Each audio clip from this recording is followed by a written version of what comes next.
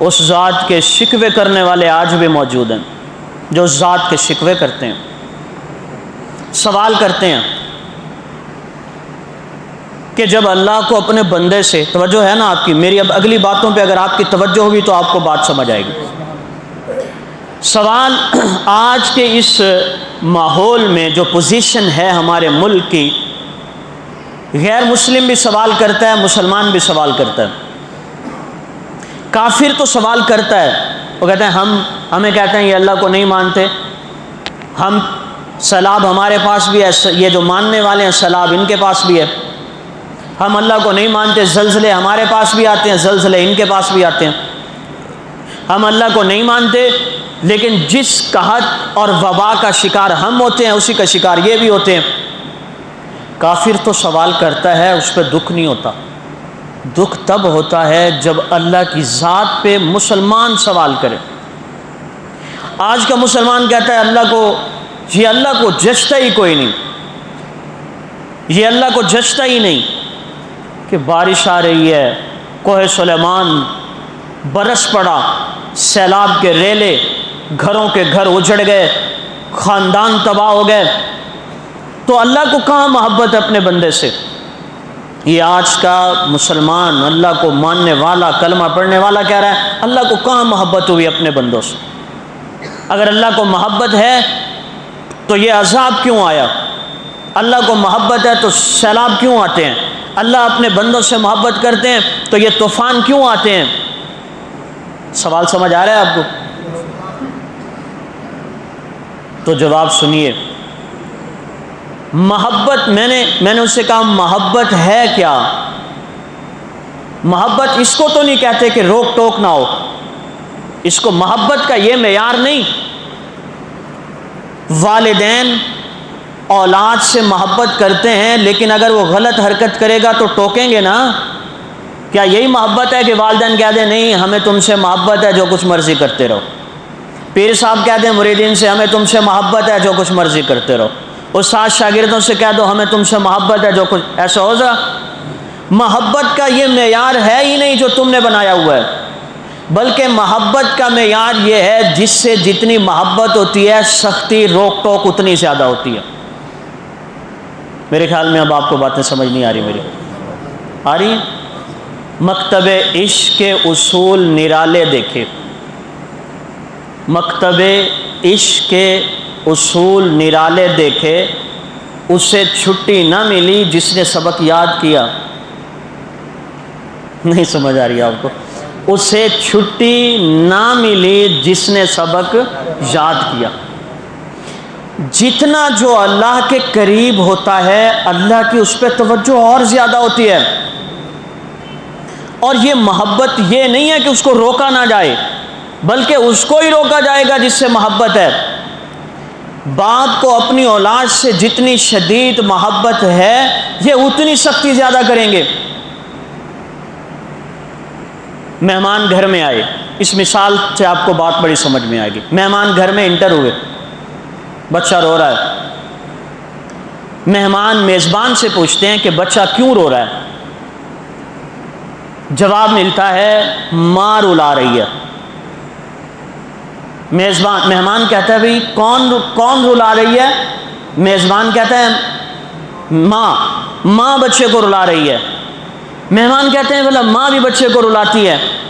میزبان کہتا ہے کہ اس نے پیشاب پخانہ کر دیا تھا اور ماں اسے صاف کر رہی ہے، اسے دھو رہی ہے، اس لیے بچہ رو رہا ہے۔ اب اس پہ بھی فتویٰ لگا دو کہ یہ ماں بے رحم ہے، اپنے بچے کو رلا رہی ہے۔ کوئی ماں ایسی ہے چھوڑ دے بچے کو، پیشاب پخانہ، کپڑے نہیں پہنتا، ناخن بڑے، جو کچھ ہے چھوڑ دو، مجھے اس بیٹے سے محبت ہے؟ ہو سکتا ہے ایسے؟ نہیں۔ جب ایک ماں اپنے بچے کے جسم پہ نجاست برداشت نہیں کر سکتی تو اللہ جو اپنے بندے سے 70 ماؤں سے زیادہ محبت رکھتے ہیں وہ اپنے بندے کے لیے جہنم کو کیسے پسند کر سکتے ہیں؟ بات سمجھ آئی؟ اب جواب سمجھیے، قرآنی آیت سے جواب۔ ظہر الفساد فی البر والبحر بما کسبت ایدی الناس، بر میں، بحر میں، خشکی میں، تری میں، پوری کائنات میں جہاں بھی عذاب ہے، فساد ہے، سیلاب ہے، طوفان ہے، زلزلہ ہے، اللہ فرماتے ہیں بیما کسبت ایدی الناس، یہ لوگوں کے اپنے ہاتھوں کے کرتوت اور گناہ ہیں جن کی وجہ سے ان کے اوپر یہ آزمائش آئی ہوئی ہے۔ بیما کسبت ایدی الناس، یعنی جب انسان، ذرا غور کیجئے گا، اللہ تعالیٰ ہر حال میں یہ چاہتے ہیں کہ میرا یہ بندہ چھوٹی چھوٹی مصیبتوں کو برداشت کر لے لیکن جہنم سے بچ جائے، لیکن اس بندے کی مکمل توجہ اللہ کی طرف ہے ہی نہیں۔ وَبَلَوْنَاهُمْ بِالْحَسَنَاتِ وَالسَّيِّئَاتِ، ہم اپنے بندے کو آزماتے ہیں حسنات، خوشیوں پہ خوشیاں دے کر، انعامات، آرائش، زیبائش، آسائش سب کچھ عام کر دیا کہ ہو سکتا ہے بندہ ہمیں یاد کر لے، لیکن یہ نعمتوں کو دیکھ کر پھر بھی اللہ کے قریب نہیں آیا۔ والسیئات، پھر ہم نے اس پہ چھوٹے چھوٹے مصائب دینے شروع کر دیے کہ یہ پھر ہمارے پاس لعلہم یرجعون، تاکہ یہ ہمارے قریب آ جائے، لیکن یہ پھر بھی قریب نہیں آیا۔ پہلے اللہ تعالیٰ ہر شخص کو انفرادی پریشانی دیتے ہیں، بچہ بیمار، بیوی کو فالج، بچے نہیں ہوئے، اولاد نہیں ہوئی، شادی نہیں ہوئی، نکاح کامیاب نہیں ہوا، طلاقیں ہو گئیں، بیماریاں ہیں، مقدمے ہیں، یہ چھوٹی چھوٹی پریشانیاں دیتے ہیں اللہ تاکہ یہ بندہ لعلہم یرجعون میرے قریب آ جائے، لیکن اس آدمی نے تو سمجھا ہی کوئی نہیں، مقدمے آتے رہے، بیماریاں آتی رہیں، پریشانیاں آتے رہیں، یہ پریشانیوں کے زنجیروں میں جکڑا رہا، لیکن اسے اللہ یاد نہ آیا۔ جب اسے اللہ یاد نہ آیا اور ساری امت کو اللہ یاد نہ آیا تو پھر اللہ نے بڑے عذاب بھیجنے شروع کر دیے، سیلاب آ گیا، بارش آ رہی ہے، طوفان، زلزلہ، کیوں؟ تاکہ اب بھی میرے بندے میرے قریب آ جائیں، جہنم سے بچ جائیں۔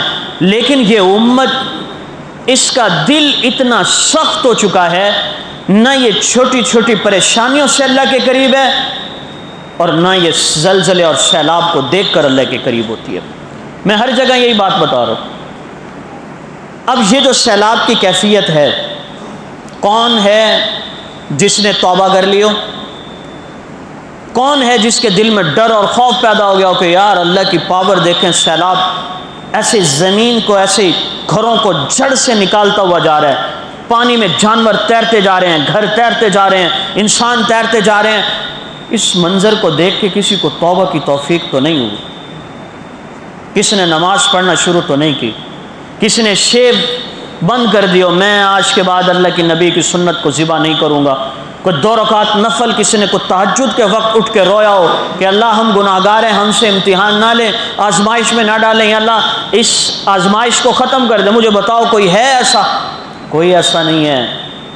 ہمارے دل اتنے سخت ہو چکے ہیں، سیلاب کا اثر بھی نہیں، طوفان کا اثر بھی نہیں ہے ہم پہ، اور پھر اعتراض اللہ پہ کر رہا ہے۔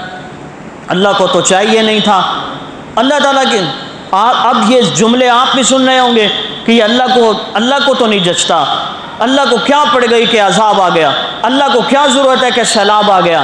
یہ دائرہ اسلام سے خارج ہیں، جو اس طرح کے جملے کہہ رہے ہیں یہ دائرہ اسلام سے خارج ہیں، اللہ کی ذات پہ اعتراض کر رہے ہیں اور اپنے گریبان میں نہیں جھانکا۔ پچھلی امتوں کی ہسٹری پڑھیں آپ، کوئی صرف سود لیتی تھی تو سود کی وجہ سے عذاب آ گیا، کسی کے اندر ناپ تول کی زیادہ کمی کرتے تھے عذاب آ گیا، کسی میں شراب عام تھی تو عذاب آ گیا، کسی میں ہم جن پرستی تھی تو عذاب آ گیا۔ لیکن اس امت میں تو سارے پچھلی امتوں میں الگ الگ جو عیوب اور نقائص تھے وہ سارے کے سارے عیوب اور نقائص اس امت کے اندر ہیں، لیکن پھر بھی اللہ کا احسان یہ ہے کہ اللہ نے ویسا عذاب نہیں دیا جیسے پچھلی امتوں پہ عذاب آیا۔ اس امت پہ تو ویسا عذاب نہیں۔ فَأَرْسَلْنَا عَلَيْهِمُ الطُّوفَانَ وَالْجَرَادَ وَالْقُمَّلَ وَالضَّفَادِعَ وَالدَّمَ، اللہ نے بنی اسرائیل پہ ایسے ایسے عذاب بھیجے کہ عقل حیران ہے۔ طوفان آ رہا ہے، ٹڈیاں آئی، ساری کی ساری فصلیں تباہ، والکمل دیمک آ گئی، والضفادع مینڈک۔ کیسے؟ ادھر مسلمان ہے ادھر کافر ہے، یہ سالن پکا رہا ہے تو مینڈک جگہ جگہ پہ، بستروں پہ، نیچے اوپر، ہر جگہ مینڈکیں نظر آتی۔ یہ پانی پی رہا ہے ایسے تو مینڈک اچھل کے اندر، سالن کے ہنڈیا مینڈک اچھل کے اندر، جہاں جہاں پہ سونا چاہتے ہیں تو مینڈک رات کو سو کوئی نہیں سکتے، مینڈکیں ہی مینڈکیں، والضفادع، ہر جگہ مینڈکیں نظر آئی، والدم، خون، ایک جگہ سے پانی، موسیٰ علیہ السلام مسلمان پی رہا ہے تو پانی ہے، جب فرعونی آ کے پیتا ہے تو وہ خون بن جاتا ہے، سالن ہے پانی ڈالتے ہیں خون بن گیا، جگہ جگہ پہ خون ہی خون نظر آیا۔ ویسا عذاب اس امت پہ تو نہیں آیا، شکل مست تو نہیں ہوئی اس امت کی، پیغمبر علیہ الصلوۃ والسلام کے وسیلے کی وجہ سے۔ اللہ کے پیغمبر صلی اللہ علیہ وسلم نے فرمایا، جب اس امت میں مال غنیمت کو اپنا مال سمجھ لیا جائے تو پھر عذاب کا انتظار کرو۔ جب امانت میں خیانت ہونا شروع ہو جائے، جب گانا عام ہو جائے، جب شراب عام ہو جائے، زنا عام ہو جائے، بیٹا باپ کی اتنی قدر نہ کرے جتنی اپنے دوست کی کرے، اور اسی طرح ماں کو اتنی ویلیو نہ دے جتنی اپنی سہیلی کو دے، بیوی کو ویلیو زیادہ دے اور ماں کی اہمیت کو کم کر دے، جب ذلیل اور بدمعاش کمینے لوگ حکمران بن جائیں، جب ایک بدمعاش کو اس کے شر سے بچنے کے لیے اسے سیلوٹ کیا جائے، اس کی عزت کی جائے، جب علم کو صرف دنیاوی مقصد کے لیے سیکھا جائے، تو پھر آپ صلی اللہ علیہ وسلم نے فرمایا تاکہ وہ پھر انتظار کرو، سرخ آندھیاں آئیں گی، طوفان، پھر طوفان آئیں گے، پھر سیلاب آئیں گے اور امت آزمائش میں پڑ جائے گی۔ مجھے بتاؤ نا آج کون سی ایسی علامت ہے جو اس امت کے اندر نہ پائی گئی ہو؟ علامات قیامت تو اکثر پوری ہو چکی ہیں۔ اور اگلی بات پہ غور کیجئے گا، جب ایک آدمی گناہ کرتا ہے، ایک آدمی، اس کے گناہ کا اثر سارے انسانوں پہ پڑتا ہے، پرندوں پہ، چرندوں پہ، درختوں پہ، جانوروں پہ، ہر چیز پہ اس کے ایک گناہ کا بھی اثر پڑتا ہے۔ آپ صلی اللہ علیہ وسلم نے ارشاد فرمایا، ان الفاسق اذا مات، جب کوئی فاسق مرتا ہے، گناہگار جب فوت ہوتا ہے، یستریح منہ العباد، بندے خوش ہوتے ہیں، راحت ملتی ہے انہیں، والبلاد، پورے شہر کے شہر خوش ہو جاتے ہیں، والدواب، جانور بھی خوش ہو جاتے ہیں۔ کیوں؟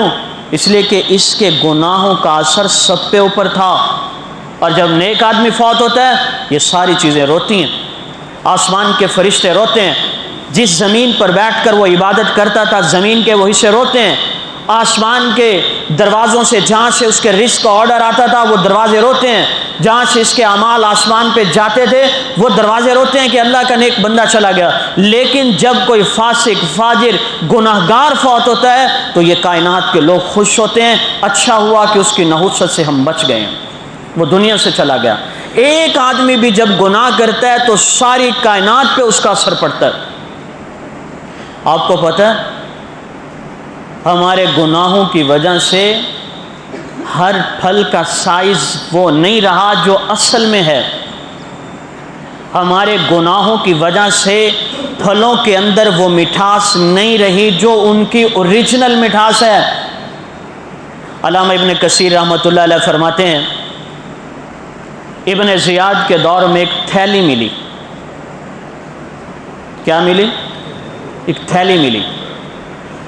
اس تھیلی کو جب کھولا گیا تو اس میں گندم کے دانے تھے، اور ان گندم کے دانوں کا سائز کتنا تھا؟ جیسے ہمارے کھجور کی گٹھلی ہوتی ہے، ہماری کھجور کی جیسے گٹھلی ہوتی ہے ان کے گندم کے دانوں کا یہ سائز تھا۔ اور اس تھیلی کے اوپر لکھا تھا کہ ابن زیاد کے دور میں ہر طرف عدل تھا، انصاف تھا، تقویٰ تھا، 0% گناہ تھے، 100% نیکی تھی، جس کی وجہ سے ان کے گندم کے دانے کھجور کی گٹھلی کے برابر تھے۔ یہ ہمارے گناہوں کی سزائیں. آج کے گندم کے دانے کا سائز اور کھجور کی گٹھلی کو ملا کر دیکھو کہ ہمارے گناہوں نے اس کو کتنا کم کر دیا, ذائقہ کتنا بدل گیا. اور اللہ کے پیغمبر صلی اللہ علیہ وسلم نے ارشاد فرمایا, جب حضرت عیسیٰ علیہ السلام تشریف لائیں گے, دجال کے ساتھ جہاد ہوگا, یہ سارا نظام اسلامی قائم ہو جائے گا, ہر طرف اسلام اسلام نظر آئے گا. تو پھر آپ صلی اللہ علیہ وسلم نے فرمایا کہ انار کا ایک دانہ, انار کے ایک دانے کا سائز اتنا بڑا ہوگا کہ ایک دانے سے سینکڑوں آدمیوں کے پیٹ بھر جائیں گے. سے ذرا اندازہ لگاؤ نا کہ ہمارے گناہوں کی اثر کس کس چیز کے اوپر پڑ رہا ہے. تو میرے بھائیو, یہ جو آج شکوے ہیں یہ ہمارے اپنے کرتوت ہیں, یہ ہمارے گناہوں, اور یہ بھی رحمت ہے. میری اگلی بات کو سمجھیے گا, آپ کو شاید سمجھ نہ آئے بات, یہ بھی کیا ہے, رحمت ہے کہ اس سے بڑے سیلاب نہ آئے. اور اگر ایسا ہو جیسے نوح علیہ السلام کے دور میں سیلاب آیا تھا کہ آسمان سے بھی بارش آ رہی ہے اور زمین سے بھی پانی نکل رہا ہے, تو پھر کیا ہوگا؟ اگر اللہ چاہے تو ایک سیکنڈ کی بھی ضرورت نہیں, کائنات ملیا میٹ ہو جائے. یہ بھی اللہ کے احسان ہے کہ اس اللہ نے ابھی بھی ہمیں محفوظ رکھا ہوا ہے. پچھلی امتوں کے عذاب کو دیکھو, اور آج کیا وجہ ہے کہ آج لوگ اللہ کا شکوہ کر رہے ہیں. جیسے یہ کچھ صحابیوں, انہوں نے ایک سیکنڈ کے لیے گناہ نہ کیے ہو, جیسے یہ مادر ذات پیدا ہوئے ہو تو ولی پیدا ہوئے ہو, اس طرح ہے کہ یہ اللہ کے اوپر اعتراض کر رہے ہیں. آج کے اس معاشرے میں باپ بیٹی کے ساتھ زنا کا مرتکب ہو چکا ہے, بھائی بہن کے ساتھ زنا کا مرتکب ہو چکا ہے, چچا اور بھتیجی کے درمیان غلط تعلقات پائے جا رہے ہیں, اور پھر کہتا ہے کہ یہ اللہ کو جچتا نہیں. قیامت آئے کیسے نہ کہ ہمارے درمیان حلال اور حرام کی تمیز اور فرق نہ رہا. جو یورپی قوانین تھے, مغربی تہذیب و ثقافت تو آ چکی ہمارے اندر. ایک وقت تھا, آج بادل آئیں, رم جم شروع ہو, ہمارے نوجوان شہروں میں وہ پہنتے ہیں کچھے شرٹ پہنی, موٹر سائیکل پہ جا رہے ہیں, سائلنسر نکالا ہوا ہے, جی یہ رومانٹک ویدر, موسم انجوائے کرو. یہ ہماری امت ہے نا. اور ادھر پیغمبر کا کیا حال ہے؟ فضائل اعمال میں بھی ہے کہ جب بادل آتے تھے, بادل گرجتے تھے, تو صحابہ مرد حضرات مسجدوں میں دوڑا کرتے تھے, عورتیں قرآن لے کے بیٹھ جاتی تھیں. اور ایک روایت میں ہے آپ صلی اللہ علیہ وسلم موجود ہیں گھر میں, حضرت عائشہ رضی اللہ تعالیٰ عنہ بھی تشریف فرمایا. ایسے نا ایک اچانک بادل آئے, اور وہ بادل زوردار گرج کے ساتھ ہیں, جا رہے ہیں, گرج رہے ہیں. تو آپ صلی اللہ علیہ وسلم کی پیشانی پہ پسینے کے قطرے, آپ ادھر جا رہے ہیں, کمرے میں جاتے ہیں, کمرے سے باہر آتے ہیں, اور صحن میں جا رہے ہیں, گھبرائے ہوئے پریشان. ام المومنین حضرت عائشہ رضی اللہ تعالیٰ عنہ پوچھتی ہیں, یا رسول اللہ کیا ہوا؟ آپ حضرت عائشہ کو اشارہ کرتے ہیں کہ چپ کرو, ابھی چپ کرو. جب بادل سے بارش آتی ہے تو تب آپ صلی اللہ علیہ وسلم کے چہرے پہ اطمینان کے آثار نظر آتے ہیں. جب بارش آتی ہے, اب حضرت عائشہ خاموشی سے دیکھ رہے ہیں کہ اب آپ صلی اللہ علیہ وسلم کے پیشانی کے بل ختم, پریشانی ختم ہو گئی. اب آپ صلی اللہ علیہ وسلم نے خود ارشاد فرمایا, عائشہ جب بادل آئے تو میں ڈر گیا تھا. ڈر کیوں گیا تھا؟ پچھلی امتوں پہ عذاب جو آیا تو ان بارشوں کی وجہ سے بھی آیا, پچھلی امتوں پہ جو عذاب آیا ان ہواؤں کی وجہ سے بھی عذاب آیا. میں ڈر گیا تھا کہ کہیں یہ بادل کہیں عذاب کی کیفیت تو نہیں, کہیں اللہ ناراض تو نہیں ہو گیا, یہ جو ہواؤں کا سسٹم چل پڑا کہیں اللہ ناراض نہ ہو جائے. اور ایک قوم پر تو ایسا ہوا, حضور فرما رہے ہیں حضرت عائشہ سے کہ یوں جو آسمان پہ بادل آئے, قوم کے لوگ خوش ہو گئے کہ یہاں سے اب بارش برسے گی, خوشحالی آ جائے گی. لیکن وہاں سے بارش نہیں برسی بلکہ وہاں سے آگ کے انگارے برسے. میں ڈر گیا, سید الانبیاء پیغمبر ہیں, وجہ تخلیق کائنات, لیکن فرماتے ہیں میں ڈر گیا کہ کہیں ان بادلوں سے انگارے نہ برسیں, میری امت پہ کہیں عذاب نہ آ جائے. بس اس لیے میں ڈر گیا. جب یہ بارش برسی ہے تو مجھے اطمینان ہوا کہ یہ زحمت نہیں بلکہ اللہ کی رحمت. ساری کائنات کے سردار پیغمبر تو گھبرا جائیں, اور جہاں 1450 سال کے بعد بھی وہ لوگ جن کے اندر 0% تقویٰ نہیں, وہ اللہ کی ذات پہ اعتراض کر رہے ہیں کہ اللہ کو یہ اچھا نہیں لگتا. تو وَلَنَبْلُوَنَّكُمْ بِشَيْءٍ مِّنَ الْخَوْفِ وَالْجُوعِ وَنَقْصٍ مِّنَ الْأَمْوَالِ وَالْأَنفُسِ وَالثَّمَرَاتِ۔ ہم آزماتے ہیں اپنے بندوں کو، کبھی بھوک دے کر، کبھی پھلوں کے اندر کمی کر کے، کبھی غربت دے کر۔ دیکھنا چاہتے ہیں کہ ہمارے یہ بندے ہم ہمارے کتنے قریب ہیں، یہ میری حقیقت کو بھی جانتے ہیں یا نہیں جانتے۔ لیکن حقیقت یہ ہے کہ یہ امت اپنے اللہ کو پہچان نہیں سکی، اس لیے تو اللہ کی ذات پہ اعتراض کر رہے ہیں۔ بہرحال میری معروضات کا خلاصہ یہ ہے، پہلے میں نے سب سے پہلے جو گفتگو شروع کی وہ اس بات سے شروع کی ہے کہ سب سے زیادہ آسان منانا صرف اللہ کو ہے۔ اس میں وہ میں نے موسیٰ علیہ السلام کے دور کا ایک واقعہ سنایا۔ اس کے بعد پوری گفتگو کا خلاصہ یہ ہے کہ ہمیں اللہ سے مکمل طور پر توبہ اور استغفار کرنے چاہیے، اللہ پہ اعتراض کرنے کی کوئی گنجائش نہیں۔ یہ جس زاویے سے، جس لہجے سے اللہ پہ اعتراض کر رہے ہیں، اس سے تو یوں لگتا ہے کہ پوری دنیا ہی تباہ ہو جائے گی جیسے اللہ کے اوپر اعتراض کر رہے ہیں۔